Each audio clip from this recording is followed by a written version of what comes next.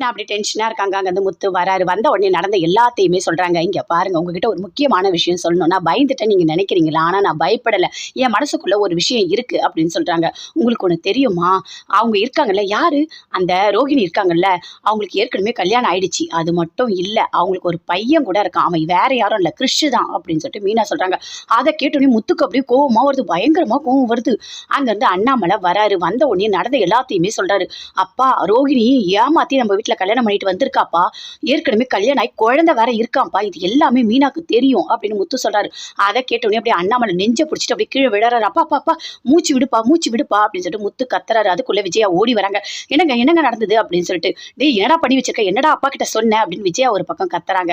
அங்க இருந்து ரோகிணி வராங்க. வந்த உடனே முத்துக்கு கோவமா வருது. "எல்லாத்துக்குமே காரணமே நீதானே. எதுக்காக எங்க குடும்பத்துல ஏமாத்தி கல்யாணம் பண்ணிட்டு வந்த?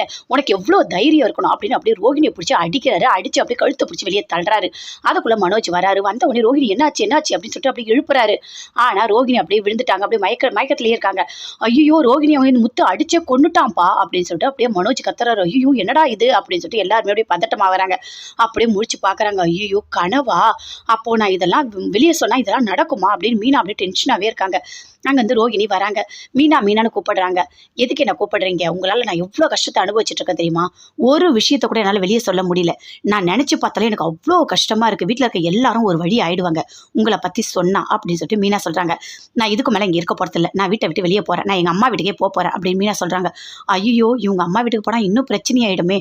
எதுவுமே சொல்லாதீங்க, தயவு செய்து நான் சீக்கிரமா சொல்லிடுறேன் வீட்டுல உண்மையை அப்படின்னு ரோகிணி சொல்லிட்டு அங்கிருந்து அப்படியே போறாங்க. மீனா அப்படி யோசிச்சு டென்ஷனாவே இருக்காங்க. நாம அவர்கிட்ட சொன்னா இவ்வளோ பெரிய பிரச்சனை வரும். மாமாக்கு ஏதாவது ஆயிடும். ரோகிணி அவர் ஏதாவது பண்ணிடுவாரு. பிரச்சனை பெருசாயிடும். சரி, நம்ம அம்மா வீட்டுக்கே போலாம் அப்படின்னு மீனா அப்படியே யோசிச்சுட்டே இருக்காங்க. முத்து போறாரு. போயிட்டு அங்க பேசிக்கிட்டே இருக்காரு. அங்க பேசிட்டே இருக்கும்போது அங்கேருந்து முருகன் வராரு. வந்த உடனே கேட்கறாரு. "டேய், என்னடா கல்யாணம் ஆகி 1 மாசம் தான் ஆகுது, அதுக்குள்ள இங்க வந்திருக்க" அப்படின்னு சொல்லிட்டு. "அதுவா? ஐயோப்பா, கல்யாணம் ஆனதுல இருந்தே எனக்கு நிம்மதி இல்ல. அதான் நான் குடிச்சிட்டே இருக்கேன்" அப்படின்னு சொல்றாரு. "என்னடா பிரச்சனை?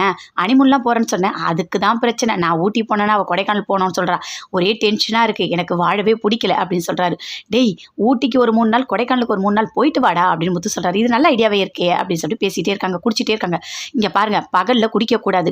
ஐயோ, என் பொண்டாட்டிய கல்யாணம் பண்ணதுலேருந்து எனக்கு நிம்மதியே இல்ல. அதான் நான் குடிக்கிறேன்" அப்படின்னு சொல்லிட்டு முருகன் சொல்றாரு. "இல்ல அதெல்லாம் பண்ணக்கூடாது" அப்படின்னு சொல்லிட்டு அந்த அந்த மிச்சம் மீதி இருக்க கொஞ்சோண்டு அந்த பிராந்தியை வாங்கி இவர் குடிக்கிறாரு. குடிச்சிட்டு வீட்டுக்கு வராரு. வந்த உடனே மீனா கிட்ட பேசுறாரு. "என்ன இப்படி உட்காந்துட்டு இருக்க?" அப்படின்னு சொல்லிட்டு. "எனக்கு சாப்பிடுங்க" அப்படின்னு சொல்லிட்டு சாப்பாடு எடுத்து போடுறாங்க. அப்போ முத்து சொல்றாரு. "உனக்கு ஒன்று தெரியுமா?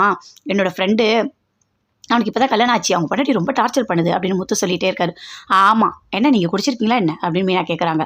"நான் தவுளோண்டு தான், கொஞ்சோண்டு தான் அந்த மிச்சம் மீதி, அதை தான் நான் குடிச்சிட்டு வந்தேன்" அப்படின்னு முத்து சொல்றாரு. அதை கேட்ட உடனே அப்படியே மீனாக்கு அப்படியே கோவமா வருது. "அப்போ குடிச்சிருக்கீங்க, நீங்க திருந்தவே மாட்டீங்கல்ல, இனிமேல் நான் இங்கே இருக்க போறதே இல்லை" அப்படின்னு மீனா சொல்றாங்க. "ஏய், கொஞ்சம் தான் குடிச்சேன்னு சொன்னேன், என்ன போய் இப்படி டார்ச்சர் பண்ணிட்டு இருக்க? நான் போய் ஃபுல்லாக குடிச்சிட்டு வரேன்" அப்படின்னு முத்து அப்படியே கோவமா போறாரு. "இங்க பாருங்க, நீங்க மட்டும் போய் குடிச்சிங்கன்னா என்ன பண்ணுவனே தெரியாது" அப்படின்னு மீனா கத்துறாங்க. முத்து நல்லா போயிட்டு குடிக்கிறாரு. என் பொண்டாட்டியே சரியில்லை அப்படின்னு சொல்லிட்டு அங்கே ஒரு பிச்சைக்காரன் வரான். அவனை கூப்பிட்டு பேசிட்டு இருக்காரு. மீனா பெட்டி எல்லாத்தையும் எடுத்துட்டு ரெடியாக நிற்கிறாங்க. "எங்கம்மா போற?" அப்படின்னு சொல்லிட்டு அண்ணாமலை, விஜய் எல்லாருமே கேட்குறாங்க.